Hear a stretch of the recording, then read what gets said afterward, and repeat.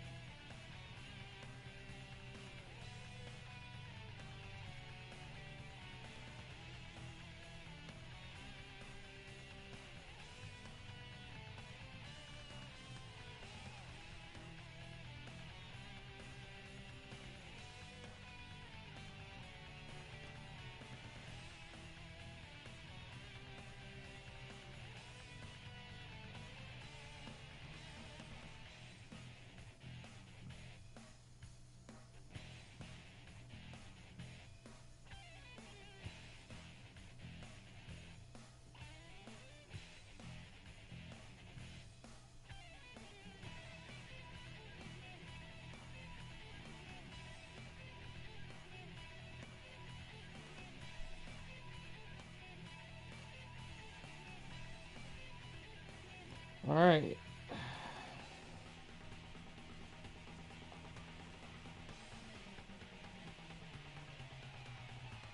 XAW here, going underway. Opening match is a title match. The wrestler Bats will be defending the XAW Championship against Akuma.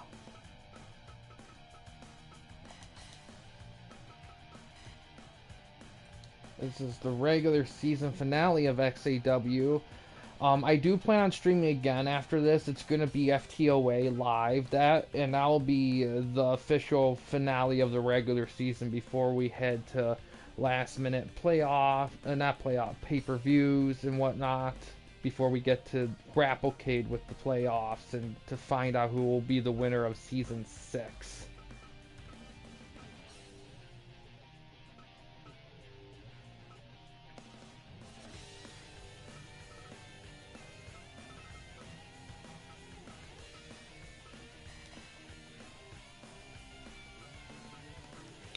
Also, as a heads up, I technically did, the internet things were being fussy, so I started with it with slightly lower than typical in one area, so if the stream gets a little weird or cuts off at some point, it will be resumed, so do keep that in mind if it just stops. 3:30. Alright. See how it goes here. Hi, Icy Hot. How you doing?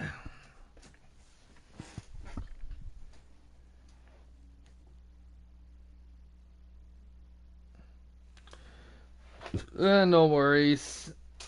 It happens. I'm doing good.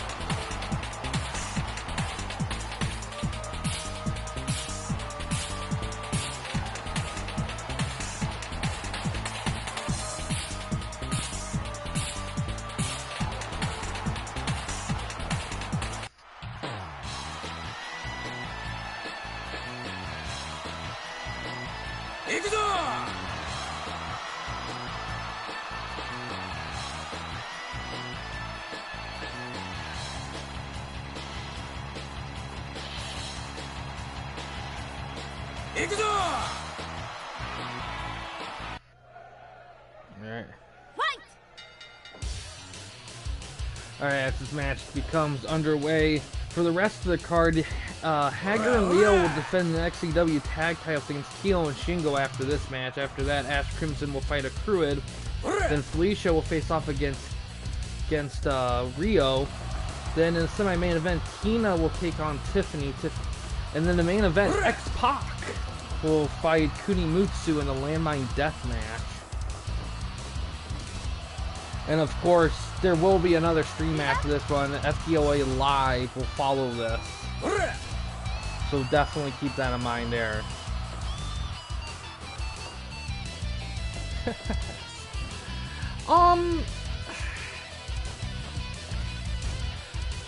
I don't think it was bad, but I think they've had better. I think the women's was better. The men's, I think it was a more clean, because the women's Rumble did have some botches, but I feel like there was more moments in that one as well. There was the TNA crossover stuff. However, I will say this. I feel like the decision to use NXT guys or TNA people, specifically the women, as the surprises as opposed to like legends, I think was very smart. I do like that. I think given how they're going to be having less and less legends that can go in the ring, I think it's smart for them to start relying on, you know, people in-house or other people from other promotions to kind of, for those pops. The biggest problem with the men's Rumble, I feel like it was a bit on the safe side. I feel like there wasn't enough like big moments. Really, the biggest moment, the biggest moments I can think of was Braun coming in and wrecking everyone. I did not anticipate Braun coming into the Rumble. That was fun. And the last part with Punk and Cody Rhodes going at it was pretty good, but outside of all that, it was typical stuff. I think last year's was better, though, because I feel like there was just more going on last year than there was this year. Plus, that pay-per-view had all the epic Bloodline story going on, so that really hyped it up, too. 2, 3, 4.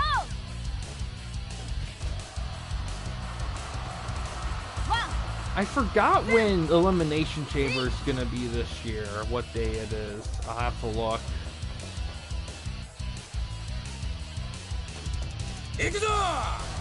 Ooh, German suplex.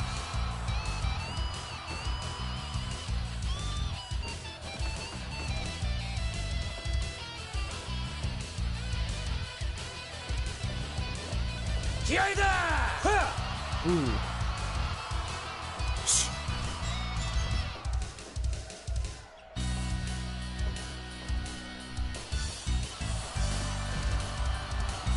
February 24th. Okay. Oh, another German.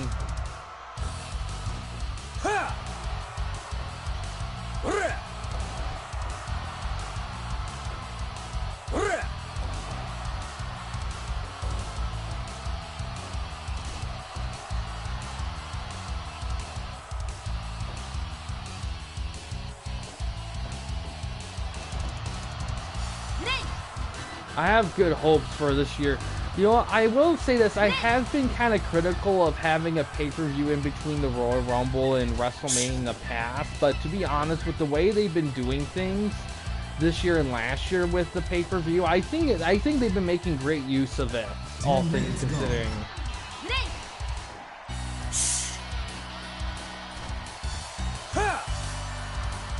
Well, with the way things shaped up, like Cody is gonna fight Roman at WrestleMania. They pivoted that. I think they said the main event of Elimination Chamber is gonna be a tag match between Rock and Roman and Cody and Seth. Oh, he's going for the Night Ride. Cover. 1, 2, 3. Oh, look at that. The champ retains.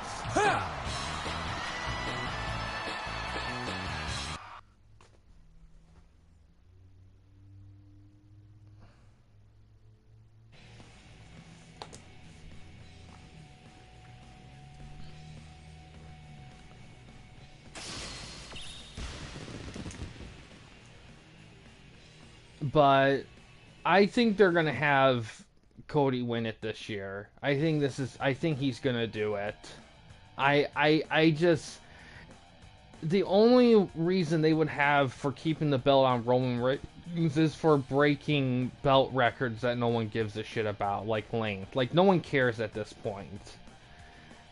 And I think they did tease the idea of Rock and Roman main eventing that and Cody going against Seth, but the audience just did not give any shits about it. They did not want anything to do with it. And I will say this, all things considering with what they had to deal with, I think Triple H and whoever's booking this stuff has done a marvelous job in shaping in taking something nobody wants into something that nobody knew they wanted. and it's gonna be, and this is gonna be probably the biggest Elimination Chamber event ever, because so much has happened between the Royal Rumble and this upcoming Elimination Chamber that so much shit could happen in this pay-per-view just before WrestleMania.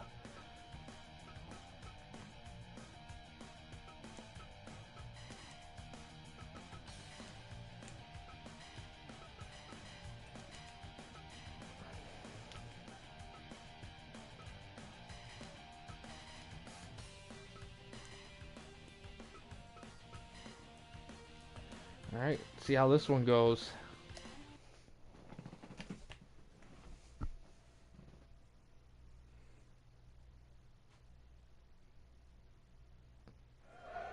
But I do know for the men's Elimination Chamber match,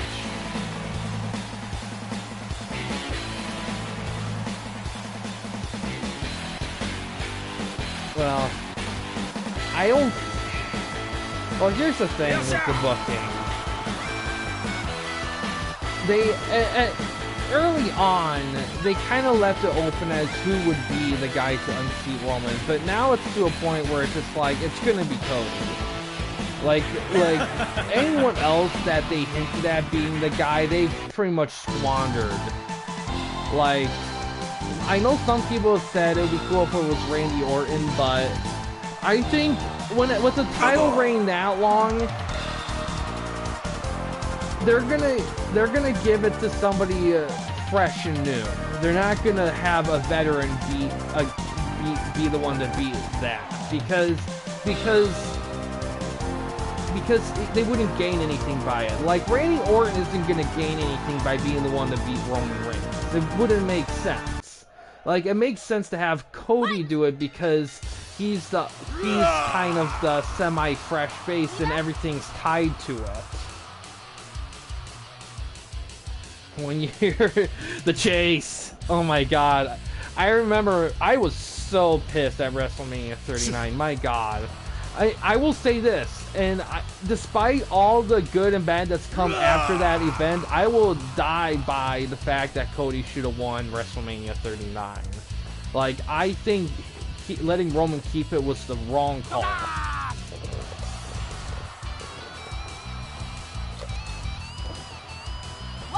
But, you know what? They're making lemonade out of lemons with the Rock stuff. I mean, like I was saying, my god, they took something that nobody wanted and turned it to something that was compelling, interesting, refreshing. I mean, well, night 1 was fantastic. Night 2 was solid. Really, what drug everything down was Cody and the Roman match. Like, the result of that just dragged the whole thing down, because that whole night and a half was just so positive and solid, and then that main event just gave everyone just kind of the sad, depressed vibe that when they just realized that, oh shit, Roman's gonna hold this belt for a long time, and he's not dropping it anytime soon, and I think that just made people feel super depressed. And I'm sorry, but it's time for someone new to win it. It just is. Like, it just makes zero sense to, like, have Roman keep it.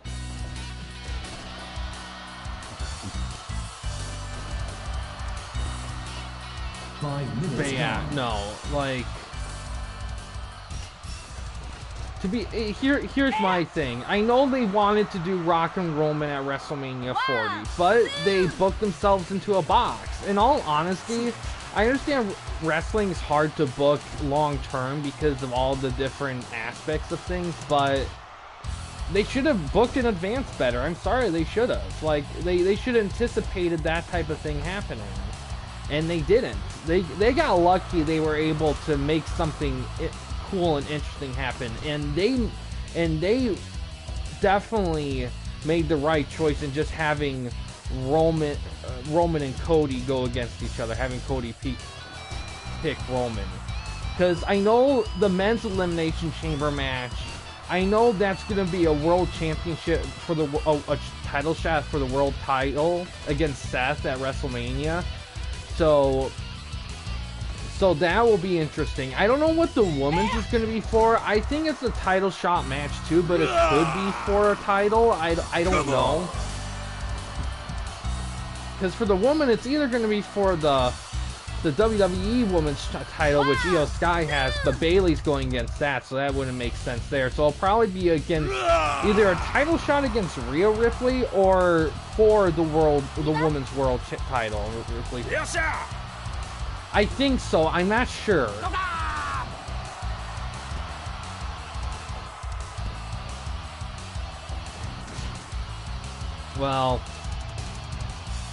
Well, here's the thing. The reason why they haven't had Roman lose is because they haven't specified any reason, but the way the announcers keep talking about it, I assume that it's because they want him to break belt holding records. 10 minutes gone. That's the biggest thing, because, and I think the reason why they have it like that is if it's easy to forget, but a little early into the Tribal Chief run, Roman's contract was running out and they needed to re-sign him. And I think part of what was in the contract was that Roman probably wanted to hold on to the title for a specific period of time. Because everyone knew that once Roman lost the title, he was pretty much going to be done with wrestling because of health reasons and age. So that's probably why they had it booked the way they did. Now, I don't know if this was something that was very Vince McMahon driven or Roman driven, I don't know. But that's what I think it is, and I think that's why he's held on to the belt for so long. Because if you look back, even the reign of Terror Triple H or the NWO Hollywood Hogan, even they lost their big title at random points during their dominance. I mean, if the and to me, I think their biggest mistake from the get-go was having the whole gimmick tied around Roman holding on to the title. I just think that they shouldn't have done that, because I feel like it really limited what they could do from a booking standpoint. And I feel like it made things predictable and dreary, and fans just not liking it. And that's kind of what happened. They just kind of got away with it because the guys that they had worked with the Bloodline managed to make magic happen out of shit. Like Sami Zayn and Cody Rhodes, and even Jay, for example. The champs retained there. That got an 81.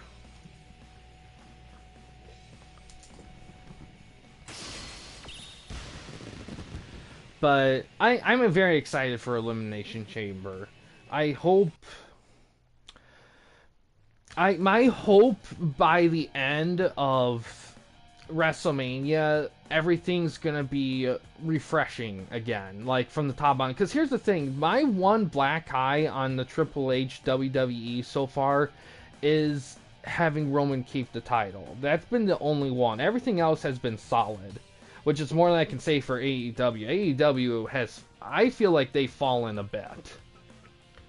And I think a lot of that has to do with the fact that, because the thing with wrestling promotions, what makes the successful ones work is a combination of maintaining an identity but evolving at the same time. And I feel like AEW hasn't done well with that. Oh, fuck yeah. Definitely. Oh no, it's a booking thing. Pretty much how it works is, because wrestling's fixed, and it's been like that since the late 1880s. Because wrestling used to be a legit sport, but it was crap because a lot of the matches were 30-minute to an hour draws, and no one watched it until a few guys one day thought, you know what? If we fix this and we arrange things a little bit, we can make things interesting. And they did it, and it went on like gangbusters, and they made a ton of money, and that's how it went ever since. So the thing with wrestling is you have a guy who does well in the ring, and you know, a trained wrestler, whatever, and you create a story like what's gonna happen in the match, like spots, what's gonna happen here or there. You know, I'm not a trained wrestler myself, so I can't say like all the ABCs of it, but pretty much the booker or the owner of promotion or whoever, they pretty much put together like how like stories and stuff and how things gonna go, tied around titles or not titles or something like that, and that's kind of how it works. Now, granted, because it's, you know, predetermined, wrestling sometimes gets a lot of flack for that from, you know, people who aren't fans, because they're just like, oh, it's fake. But they do shit to each other. Like, if someone gets powerbombed, they are getting powerbombed. Like, they're taking that shit. There's like no escaping it. Really, the only thing that's controlled of it is really, you know, who the like some stuff is predetermined, but in terms of in-ring action, that's real. So that's the biggest thing to keep in mind there. Now, in terms of like stories and stuff, wrestling's kind of funny with it, because there's times where guys would try to plan stuff out and it doesn't work because the crowd doesn't like it. Wrestlers don't have chemistry in the ring with each other. You know, somebody gets hurt. And then some stories just happen out of nowhere. Like, maybe they put together a random match with two guys and they have amazing chemistry and they just build from there. You know, it's kind of a play it by ear kind of thing. Because you can only plan so much ahead in wrestling. You really can't. Really, out of all the wrestling promotions, probably WWE is probably the one that's the most, like, controlled and scripted until Vince left. Once Vince left, things laxed a lot. But things started to get a little scripty during the Attitude Era, but things were still lax. It really didn't start getting really controlled until the PG era, which was right after the Ruthless Aggression era. Ash and Accrued here, coming up next here. Like I said earlier, I do plan on streaming again tonight. It will be FTOA, so there will be more streaming action to come. And I don't plan on there being a long break in between streams, so probably definitely keep an eye out. But yeah, I don't know if I said hi Eli, hi to Eli yet or not, but yeah, how you doing, Eli? Glad you're able to make it for one of your shows here. But yeah, Icy Hot, they pretty much, wrestlers get paid, you know, for stuff. They're kind of, think of it as, the best way to describe it, Icy Hot, think of it like a stage play. And the wrestlers are kind of, I don't want to say actors, but they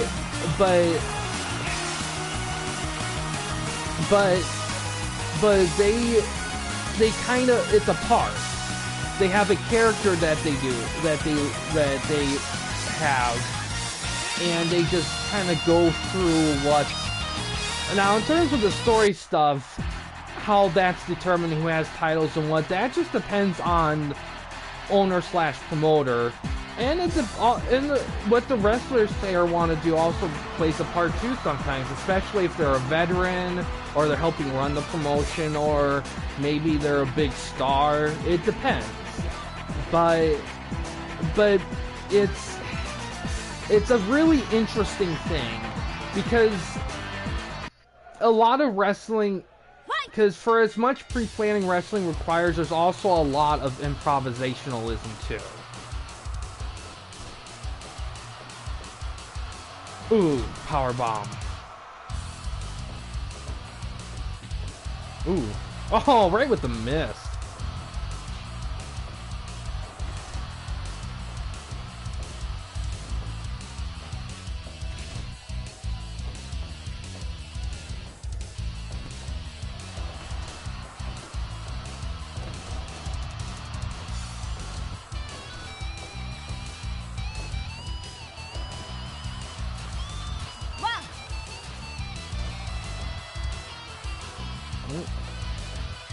Ooh, nice. Oh, screw, it's busted open.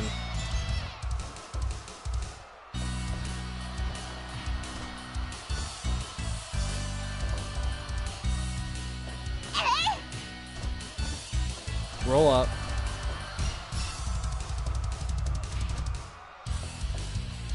One, two.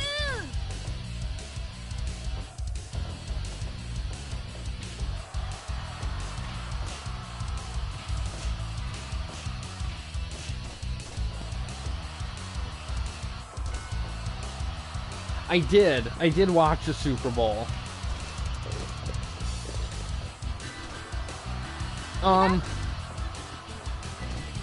It was an interesting game because at first I thought it was gonna be, it was kind of flirting with becoming Super Bowl 53 Rams Patriots, where that Rams Patriots Super Bowl, the 53 one, that was the worst one I ever saw in my life.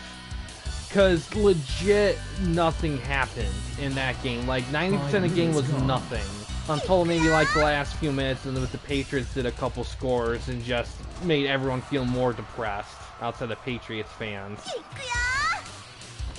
This Super Bowl was a lot better, in my opinion. It flirted with that at first, but here's the thing though, even though it was low scoring and scoring didn't start happening until the second half, a lot of shit was still going on. Like, defenses were making huge plays and turnovers and stuff. There was still stuff happening, even though it wasn't reflected on the scoreboard.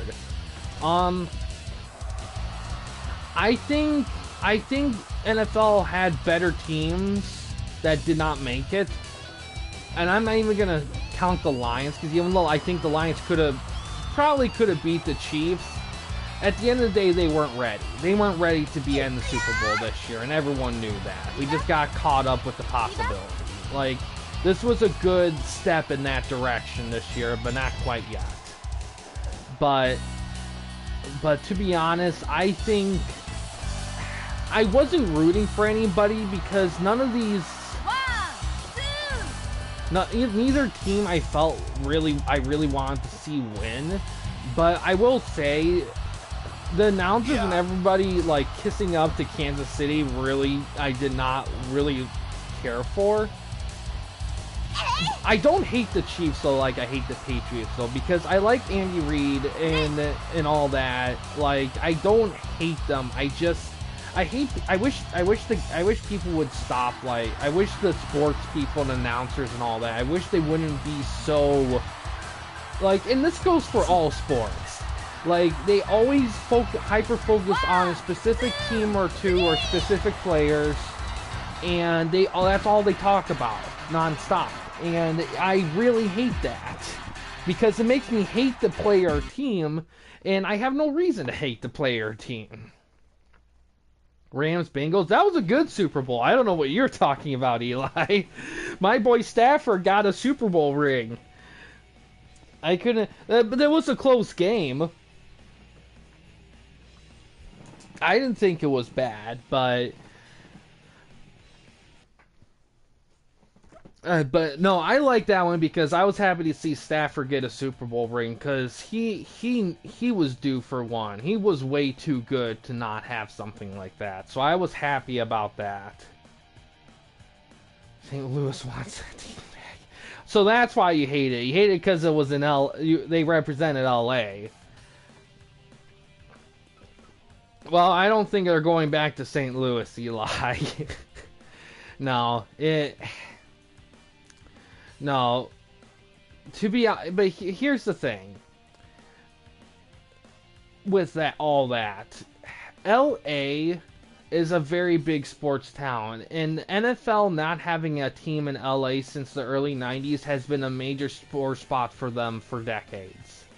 Because that's a lot of money left in the air.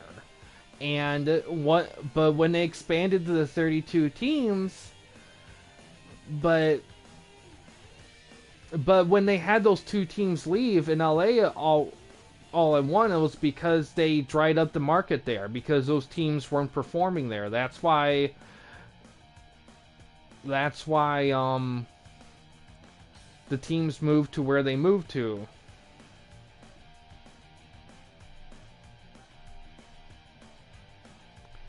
Well, the reason why they hyper focused on Taylor Swift in the game and all that is because it's crossover promotion.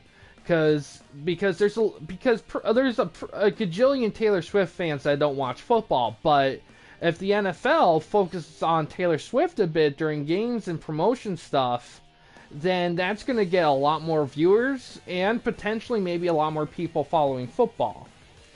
So they're going to hyper focus on that. So those people that watch that, it's because it's working. Well, unfortunately, there's probably not going to be an expansion in the NFL anytime soon because they're at that magical 32 number. Because they have everything divided up perfectly right now with divisions and teams and stuff that adding a new team would fuck it all up. And the only way they would, if they were going to expand and maintain the equality of things, you either would have to rearrange all the divisions or maybe even conferences even, or like get to a number that keeps the system the way it is. Which for that to happen, they would have to add 8 teams, and they have there's not 8 team markets in the continental United States because they can't go to Canada.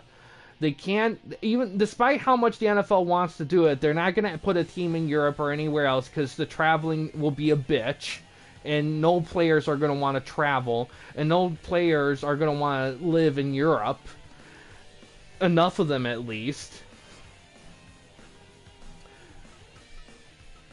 And to be honest, if they were going to expand and add teams to Europe, they would have to create a whole conference or 2 divisions so they can minimize the traveling problems. So, unfortunately, Eli, I don't think you're going to see a team in St. Louis at all. Good news is UFL is going to have a St. Louis team, so you'll have that at least, but... yeah, 2 teams, no. Tiffany.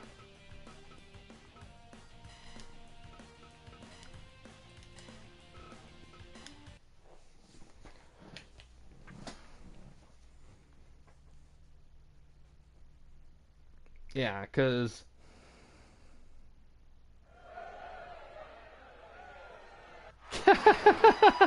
yeah, me and my dad and whoever was watching it, we kept making jokes about how it keeps cutting to Taylor Swift. It was kind of funny. Like, look, I get it. They gotta make money. And it's a unique opportunity for them to bring in one of the highest selling artists right now into football. It really is. It just kind of fell in their lap. They would be fools not to maximize that. But yeah, it is a little distracting. But, you know, I'm not really mad at it, but I would have liked if maybe not do it as much. But what really was fun was them having the Nickelodeon announce team where they had a guy, Nate Burleson and SpongeBob and Patrick, like, call the game from the Nickelodeon broadcast. That was fun. I didn't watch it like that, but I watched highlights, and to be honest, I much rather would have watched the game with those guys than Al Michaels and Tony Romo, because Al Michaels sounds like he should be retired, and Romo sounds like he's high half the time.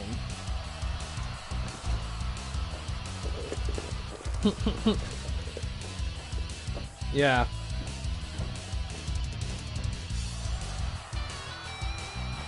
But yeah, I mean,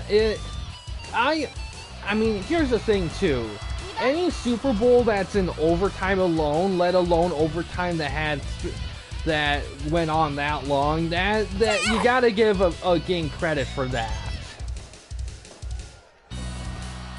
Because that's a very, very even contest right there. It was a very even contest too.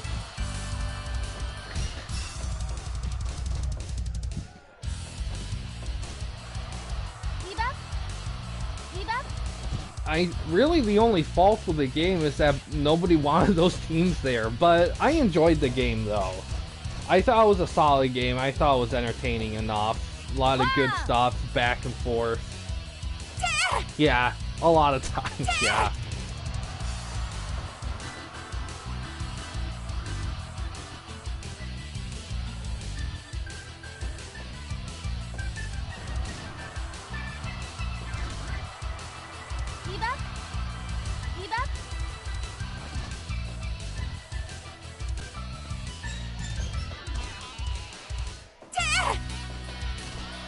Ooh, little leg sweep there.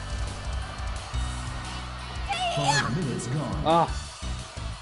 I actually went out of order. Felicia and Keo was coming up next, not this match, so I'll have to go to that one after this one.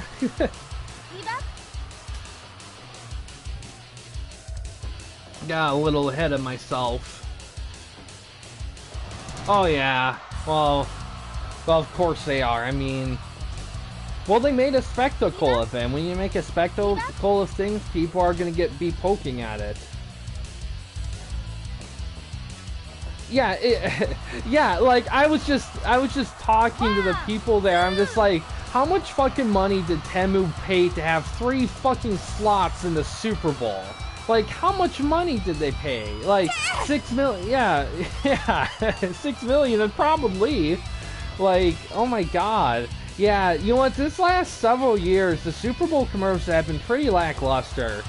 And I think a lot of it has to do with the fact that I just noticed it this year too, a lot of slots are being taken up by like messaging commercials with serious, heartfelt messages to give. And that ate up a lot of it, and I get it, but there's just times where I'm just like, I just want to laugh. I don't want a PSA during the Super Bowl. This is an escape for me. I don't need to be reminded of problems. I see them every day. Oh yeah, the RFK one, yeah. Well, he's getting the ground running. I mean...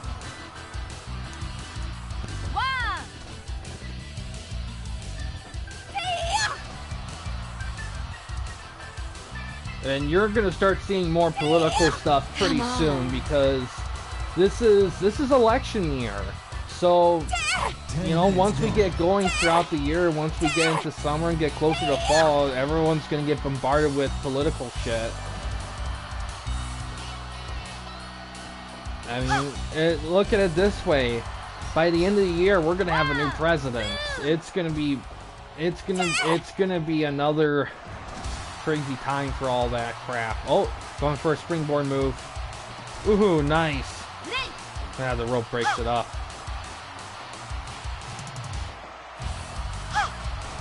Come on.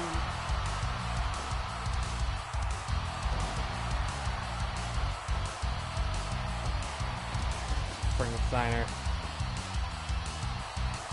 Ooh, nice maneuver.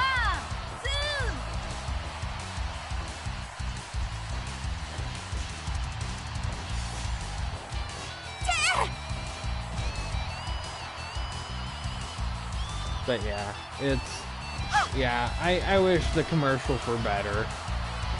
There were some good ones. I mean, the movie trailers were interesting. There's a couple funny ones, like Doritos had a decent one.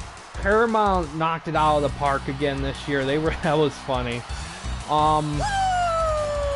The Carl Weathers commercial was a nice little thing there. They did a quick little nice job with him there, so that was nice.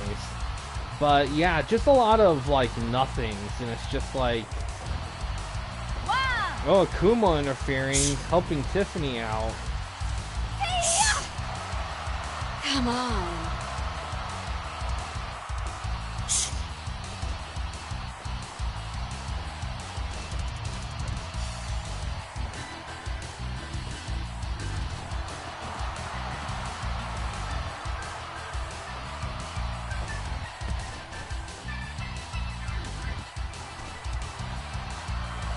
Oh, tap.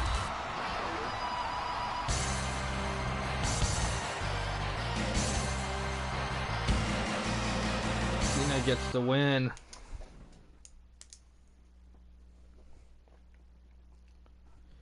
Four solid. Now we gotta go back to Felicia and Keo there, because I accidentally skipped it, so we're gonna go there. Not Keo, Rio.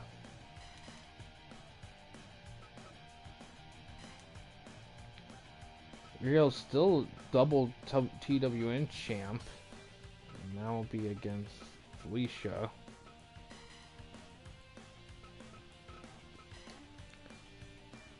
Alright, see how it goes.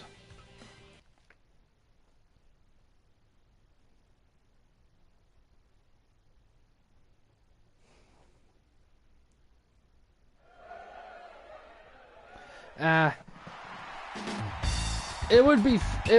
I would love to see them do more of that, but it's dicey because there was one year where Chevy did a commercial. It was the apocalypse, and friends were meeting up during it, and they were all driving Chevy trucks. And one of them was like, "Hey, did Tim make it?" And one of them was like, "No, he drove a Ford."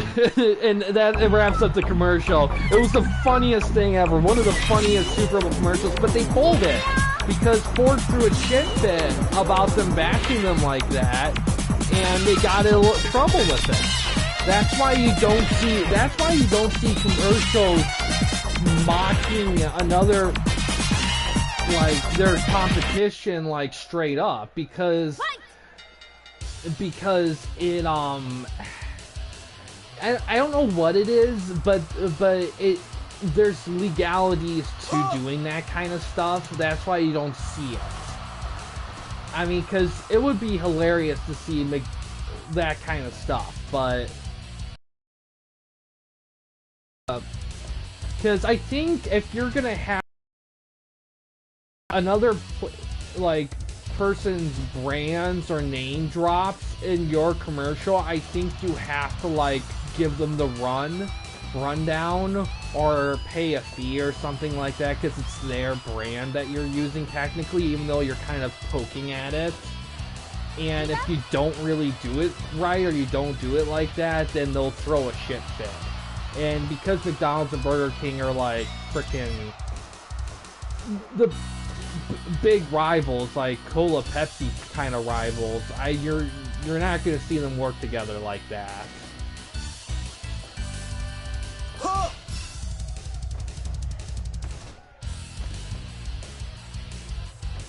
But it would have been cool. It would have been.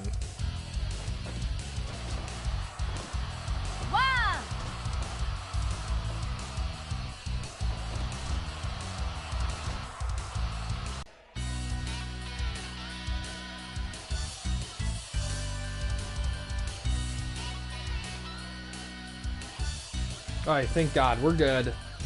Like I said earlier, when I started this, the internet was kind of dicey, so try to keep that in mind. If the stream does stop, we will resume, like, everything, like what I said earlier, I do plan on doing all of it tonight, no matter how the stream is gonna be. Yeah, it was for a bit. It's unfortunate, every once in a while my internet here will be kind of picky, but it's not to a point where it prevents me from doing this regularly, but it is something that I do have to, like, look out for on occasion.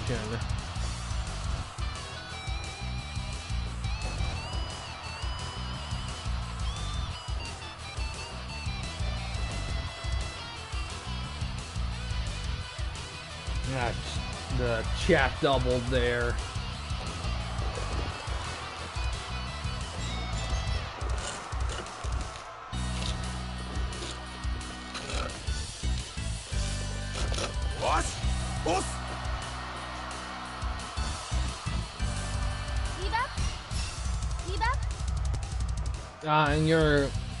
In your kind of American football simulator game kind of thing.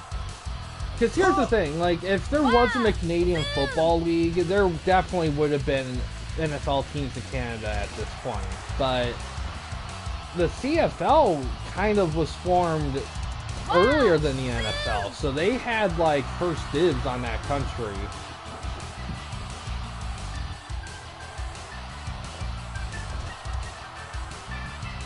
You know what? I remember looking this up a while back, and I don't know if I do. I mean, statistically speaking, I probably do. I just don't know any on top of my head. Last I checked. Yeah, Tupac. One of, if not one of the best rappers of all time. And when I say that, it's not because some guys may think of rap gods as guys who can rap fast, like speed rap.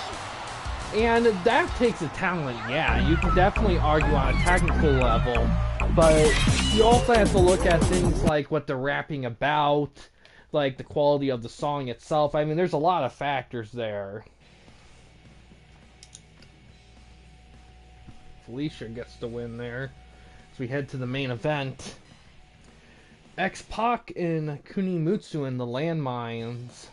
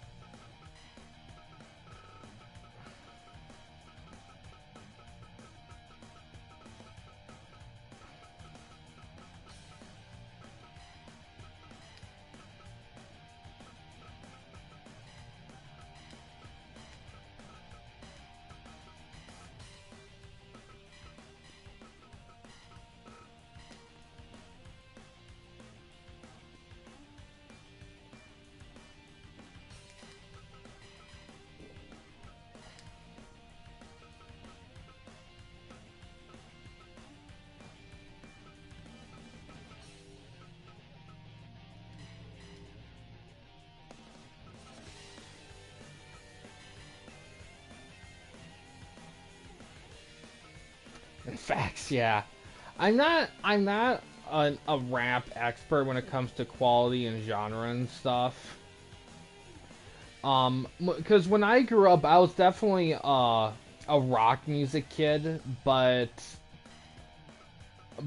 at this point in my life, I'm not like against really any specific genre or anything like that. As you get older, you kind of appreciate more diverse things, and I think a lot of that has to do with the fact that the things that you are super passionate about, you're into for so long, you kind of engorge yourself in all aspects of it, and there's kind of nothing left. So it kind of forces you to start to kind of venture outside the box and start to like look at things a different way. And also, sometimes you meet people that introduce you to new things too. Alright, let's see how this goes. That's a good question, Eli.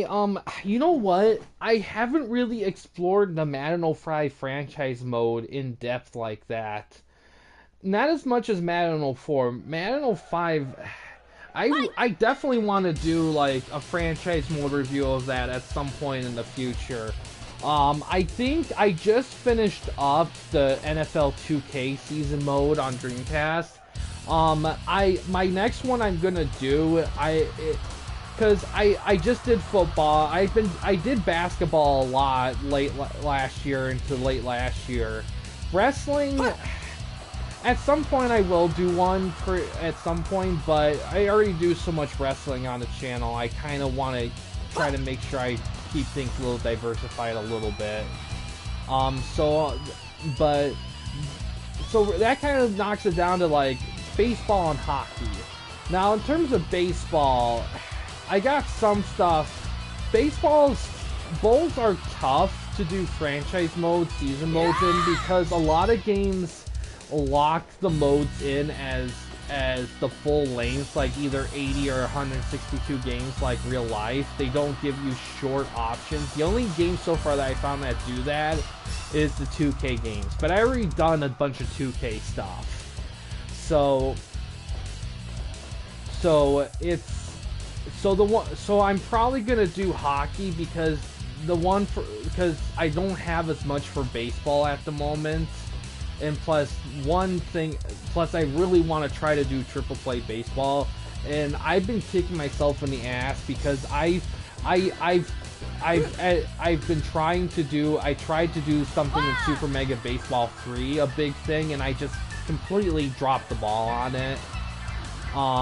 So that's a big thing there. But the next one I'm probably gonna do is Super Blood Hockey, and that will be streamed on PS4. And it's good timing too, because we're about to head into the off season for TWN, so there will be kind of a break of TWN streams in between seasons, because there's gonna be a lot of off-screen maneuvering of stuff like wrestlers and whatnot, like the big ass draft. So that will probably be the next one there.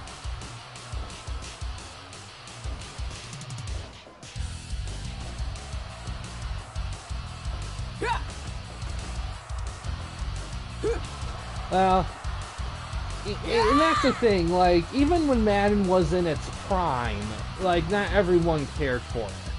And I get it. It's a certain style. Like, I can definitely understand if people prefer 2K NFL, like, 2K football over Madden football. I mean, hell, I could even understand if people preferred, like, Game Day or FIFA to that, even.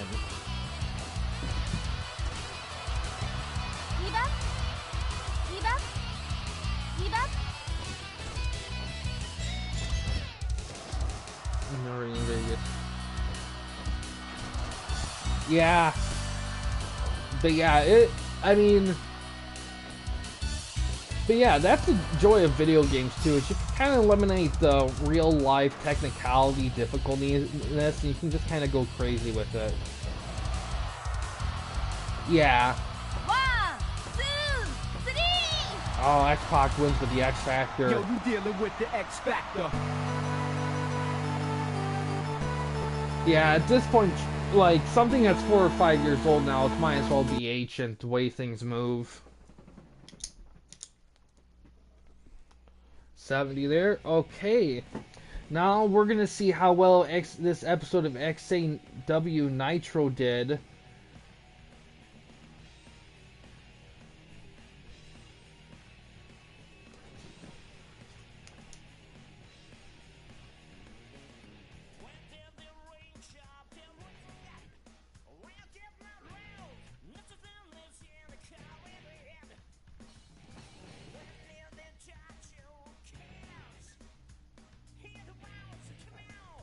Alright, the show got a 78.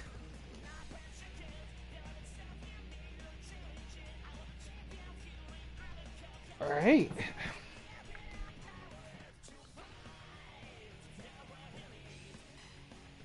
Yeah, I will say, like, there are some Texans aren't that good. They had a surprisingly decent season this year, but they've had a rough the last few seasons. Like, they've been very rough. Okay, so like I said earlier in the stream, I do plan on streaming again tonight. Actually, in a few minutes. It's gonna be FTOA live, so definitely keep an eye out for that on your YouTube feeds, because I don't plan on taking that long in between, because it is kind of getting a little late, but I do want to still do both tonight. So keep in mind all that. And yeah, stay tuned for that if you get a chance. That's the other promotion. This was XAW Nitro. This is part of the TWN stuff we do, where guys book and run their own wrestling promotions, and they compete against each other for stuff based on, like, how well the matches in the show do. It's pretty much the same that we did here, only it's a different promotion of wrestlers.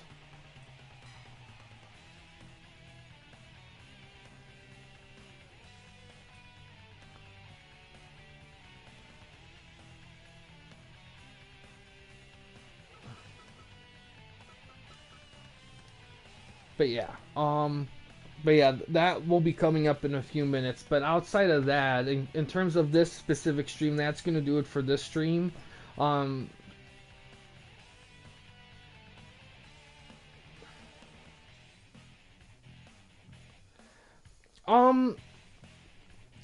Another way to look at it is, like, as opposed to, like, promotions and territories, think of it as, like, brands or shows. Like, this was like a SmackDown, and FTOA is like a Raw, and then there's and so on. There's, like, right now there's 9 of them, and each person runs, well, there's 7 of us, and there's a couple of people that run 2, and next season there's going to be 3 more.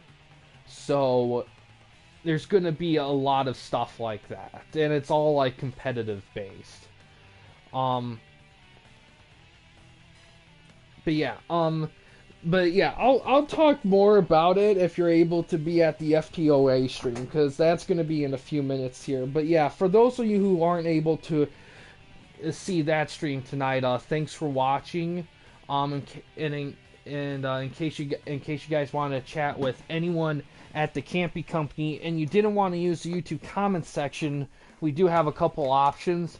First one is we have a Discord channel. You can find a link to that About page / About section of our channel. We also have a community tab on our channel as well. You can access that anywhere at any time. But yeah, guys, thanks for watching. Please subscribe and like the videos, and have a good day.